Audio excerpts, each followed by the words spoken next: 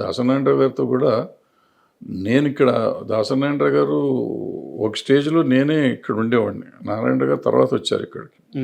So ముందు నేను నా దగ్గర చేస్తూ ఉన్నవాళ్ళు, ఆయన వచ్చిన తర్వాత ఆయన ఆల్రెడీ మనకు చాలా మెడ్రాస్లో చేస్తున్నారు కాబట్టి ఆయన దగ్గరికి నేను ఇద్దరం, ఆయన నన్ను పిలిచి ఇక్కడ హైదరాబాద్ విషయాలు నాకు ఎక్కువ తెలుసు కాబట్టి నన్ను అడిగి చేసేవారు. సో అందుకని మీరు అన్నట్టు అందరూ నా దగ్గరికి ముందు నుంచే వచ్చేవారు కాబట్టి మళ్ళీ వస్తూ ఉండేవారు.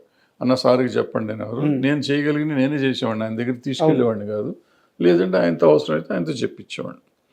సో ఇప్పుడు మీరు అడిగిన ప్రశ్నకి సమాధానం, ఇప్పుడు దాసనారాయణ గారు లేరు, ఆ ఖర్చు భరించేవాళ్ళు లేరు, అంత కాంపౌండ్ లేదు ఇక్కడ, ఎక్కడ మన దగ్గర లేదు, ఈ జరగని పనులు ఇవన్నీ. మరి ఎవరు సార్ ఇండస్ట్రీ పెద్ద ఇప్పుడు? ఇంకా పెద్ద, అసలు పెద్ద అనేది ఉద్యోగం కాదు, ప్రెసిడెంట్ ఆఫ్ ఇండియా లాగా పోస్ట్ కాదు అది.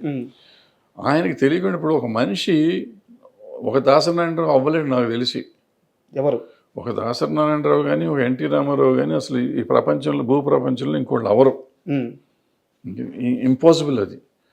ఎన్టీ రామారావు అన్న కొంతమంది అవ్వగలరేమో కానీ దాసనారాయణరావు ఇట్స్ ఇంపాసిబుల్ ఇక అవటం. ఓకే, అది మనిషి మానవ మాత్రుడి వల్ల కాదు అది. ఒక మనిషి అన్ని పనులు చేయలేడు. ఆయన ఏంటి, writer, director, actor, distributor, exhibitor, producer, lyric writer, dialogue writer, story writer, paper editor, politician, MP, తర్వాత మినిస్టరు, ఇది కాకుండా కాపు సంఘం, ఆళ్ళ గొడవ, అక్కడ నాయకుడు, ఏది కాదు, ఈ సినిమా ఇండస్ట్రీలో పంచాయతీలు. అసలు ఒక రోజున 6 షూటింగ్లు 7 షూటింగ్లు జరిగిన రోజులు ఉన్నాయి. ఈ రోజుల్లో కూడా పంచాయతీ చేసేవాడు. మనిషికి ఎట్ట కుదురుతుంది? 6 సినిమాలకి డైలాగులు రాయాలి. ఒక సంవత్సరంలో ఆయన 12 సినిమాలు 14 సినిమాలు రిలీజ్ అయినాయి. ఓ మనిషి 14 సినిమాలు ఎట్ట రిలీజ్ చేయగలడు సంవత్సరంలో? షూటింగ్ ఎన్ని చేయాలి? నెలకు ఒక సినిమా తీసేయగలడా ఎవడన్నా? ఇవాళ తీస్తానికి 3 ఏళ్ళు పడుతుంది ఒక సినిమా తీస్తానికి. సార్ కథ రాయడానికి 2 ఏళ్ళు పడుతుంది. 6 నెలలు లేకపోతే కథ రాయమంటున్నారు ఇప్పుడు కొత్త డైరెక్టర్లు అందరూ. ఇప్పుడు ఈ పరిస్థితుల్లో ఆయన ఎంటర్ చేసేవాడు ఏంటి, అలాంటి మనిషి అసలు రాడు. ఇవన్నీ ఉండగా పంచాయతీలు చేయటం, ఇప్పుడు నేను చెప్పిన యాక్టివిటీస్ కాకుండా పంచాయతీలు చేయటం, వీళ్ళందరి కష్టాలు వినాలి కదా. వచ్చినాడు ప్రతివాడు కష్టం వినాలి. షూటింగ్ చేస్తాడా? ఇప్పుడు ఆయన పక్కన 4 ఫ్లోర్లో షూటింగ్ జరుగుతుంది. 4 ఫ్లోర్లో షూటింగ్ సంగతి చూడాలా, లేకపోతే నా బోటి వాళ్ళకి డైలాగులు రాసి పెట్టేవాడు అది చూడాలా, లేకపోతే ఈ వచ్చిన పంచాయతీ చూడాలా, లేకపోతే ఈ కాపు సంఘం మీటింగ్ చూడాలా, ఏది చూడాలి? అందరూ అక్కడ బయట వెయిటింగ్లో ఉండేవారు. మానవుడికి సహజం అది కుదురుతుందా? ఇవాళ మీరు చెప్పే ఎవరికన్నా, ఏ పెద్దలకన్నా కుదురుతుందా? చేయగలరా? ఇంపాసిబుల్. అది గురించి మర్చిపోండి. సో ఆ పెద్ద అనేది లేదు, పోస్టు లేదు, ఏం లేదు. ఆయనకి ఏదో వచ్చేసింది, జరిగిపోయింది, ఇంకెప్పుడు జరగదు ప్రపంచంలో. అది ఆయన తెచ్చుకుంది కాదు, ఆయన స్వభావం వల్ల, స్వభావం వల్ల వచ్చింది ఆయన. ఇప్పుడు నేనే వెళ్ళాను, సినిమా ప్రాబ్లం వస్తే ఆయనకి నాకు పరిచయమే లేదు, వెళ్ళిపోయి అన్నాడు, ఏదో ఆయన చేసి పెట్టేవాడు. సో అట్లా ఎవరు మళ్ళీ వస్తారని అనుకోవటం దురాశ, జరగదు. సార్ అంటే ఇప్పుడున్న పరిస్థితుల్లో ఫిల్మ్ జర్నలిజం గురించి నాకు ఒక క్వశ్చన్ సార్. అంటే మీరు జర్నలిజాన్ని చూస్తున్నారు, ఫిల్మ్ జర్నలిజాన్ని చూస్తున్నారు, మీడియాతో మీకు అసోసియేషన్ ఉంది, మీరు కూడా వర్క్ చేస్తున్నారు. ఇప్పుడున్న ఫిల్మ్ జర్నలిజం చూస్తుంటే మీకు ఏమనిపిస్తుంది సార్? అంటే ఈ రివ్యూ సిస్టమ్ కానీ, అంటే జర్నలిజం కాదా అంటే కాదు. ఇంతకు ముందంటే ఏదో 4 పేపర్లు ఉంటే జర్నలిజం అనేవాళ్ళం సార్. ఏదో నాకు తర్వాత 2-3 ఛానళ్ళు వచ్చినాయి, ఛానల్ అనేవాళ్ళం. ఇవాళ ఏంటంటే సోషల్ మీడియా వచ్చినాక ఎంతమంది, మనం సినిమా ఏదైనా పిలిస్తే, మీడియా పిలిస్తే 200 మంది వస్తున్నారు. వీళ్ళంతా జర్నలిస్టులు అంటే జర్నలిస్టులే అంటున్నారు. సో ఇది ఏది జర్నలిజం ఏది కాదు, జర్నలిజం మీద మనం డిస్కషన్ పెడతానికి లేదు. What is journalism, what is reporting అనే డిస్కషన్ వస్తే దానికి ఉండే తేడా దానికి ఉంది, దీనికి ఉండే తేడా ఉంది, వాట్ ఈజ్ రివ్యూ వేరే ఉంది. సో ఇవన్నీ మాట్లాడుతామంటే అది వేరే చర్చ అది.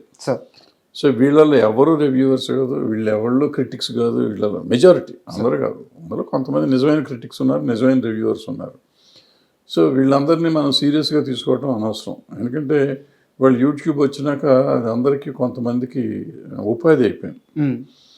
ఎక్కువగా యూట్యూబ్లో నెగిటివిటీ వస్తే డబ్బులు ఎక్కువ వస్తాయి. సో ఎక్కువ మంది నెగిటివ్ రాయటానికి ఇష్టపడతారని డబ్బులు వస్తాయి. పాజిటివ్గా మాట్లాడితే డబ్బులు రావు. ఏదైనా మంచి చెప్పామనుకోండి, బాబు మీరు ఇట్లా ఉండకూడదు అని చెప్పామనుకోండి, ఎవరు చూడరు. ఇట్లాగే ఉండాలని చెప్పామనుకోండి, అందరూ బ్రహ్మాండంగా ఉంటుంది. దీనికి ఇంటర్లింక్గా ఇంకో క్వశ్చన్ ఉంది సార్. మీకు ఇండస్ట్రీలో పిఆర్ వ్యవస్థ గురించి ఐడియా ఉంటుంది.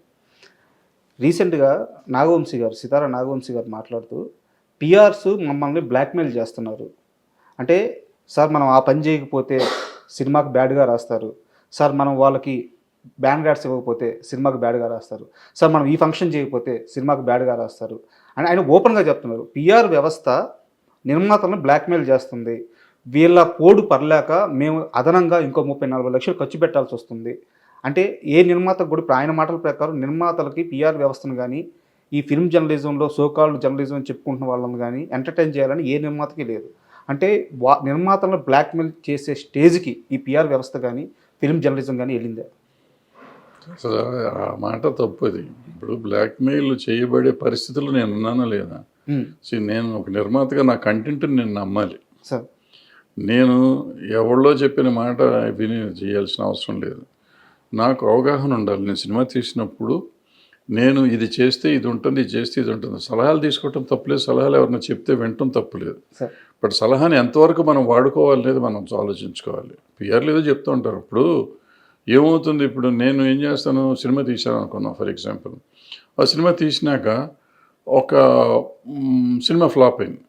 ఫ్లాప్ అయితే నీ బోటోడు వచ్చి సార్ మీరు సరిగ్గా ప్రమోట్ చేయలేదు సార్ అంటాను. సరిగ్గా ప్రమోట్ చేయలేదంటే నేనేమంటాను, పిఆర్ని పట్టుకుని నువ్వు సరిగ్గా పిఆర్ చేయలేదురా అంటాం. పిఆర్ చేయలేదంటే ఆ పిఆర్ ఏమంటాడంటే నువ్వు అదిగో అక్కడ కవర్ ఇవ్వలేదు, లేదా ఇక్కడ నువ్వు ప్రీ రిలీజ్ ఫంక్షన్ పెట్టలేదు, లేదంటే ఆడియో ఫంక్షన్ పెట్టలేదు, ఏదో పెట్టలేదు, పెట్టుంటే పబ్లిసిటీ అయ్యేది, లేదంటే సోషల్ మీడియా వాళ్ళకి డబ్బులు ఇచ్చి ఉండాల్సింది, లేకపోతే నువ్వు ఇందాక చెప్పినట్టు ఆడియో కొని ఉండాల్సింది, వ్యూవర్షిప్ కొనాల్సింది, ఇటువంటి రకరకాలు ఏదో చెప్తూ ఉంటారు. ఇవన్నీ చేసినప్పుడు మిలియన్స్ ఆఫ్ వ్యూస్ వచ్చిన సాంగ్స్ వచ్చిన సినిమా ఉంది, దానికి ఓపెనింగ్ రాని సినిమాలు చాలా నేను చెప్పగలను, పేర్లు చెప్పగలను. మరి ఎందుకు రావట్లేదు అంటే ఏది బ్యాడ్ టాక్ అంటారు, బ్యాడ్ రివ్యూస్ అంటారు. మనకి మొన్న వచ్చిన కల్కి సినిమా ఉంది, 2.5 ఇచ్చారు చాలామంది, బ్యాడ్ రివ్యూ కూడా ఉంది. మరి అది చాలా 1200 కోట్లు 1300 కోట్లు చేసిందిగా. మరి ఎందుకు చేసింది? దేవరా సినిమా పోయిందన్నారు, దానికి 2.5 ఇచ్చారు, మరి అది 300-400 కోట్లు చేసిందిగా. సో ఇవన్నీ రివ్యూలను చూసి వస్తారు జనం, రివ్యూలు చూస్తే రారు, లేకపోతే పిఆర్ చెప్తే చేశాడు అనేది. మనం మన సినిమా తీసి సార్ వర్షం వచ్చిందానికి నాకు కలెక్షన్ లేవు, ఎండ ఎక్కువగా ఉంది కలెక్షన్ లేవు, మరి పక్క థియేటర్లో సినిమా ఫుల్ అవుతుంది, పక్క థియేటర్లో సినిమా ఫుల్ అవుతుంది, నా థియేటర్లో ఫుల్ అవట్లా. నా సినిమాకి ఎండ, నా సినిమాకి వర్షం వస్తుంది, కానీ పక్క సినిమాకి ఎండ వర్షం రాదా? సో ఇవన్నీ మనం వంకలు పెట్టుకున్నాం, వంకలైనా మాకు డొంకంతా తిరిగిందంటారు, అది ఇదంతా.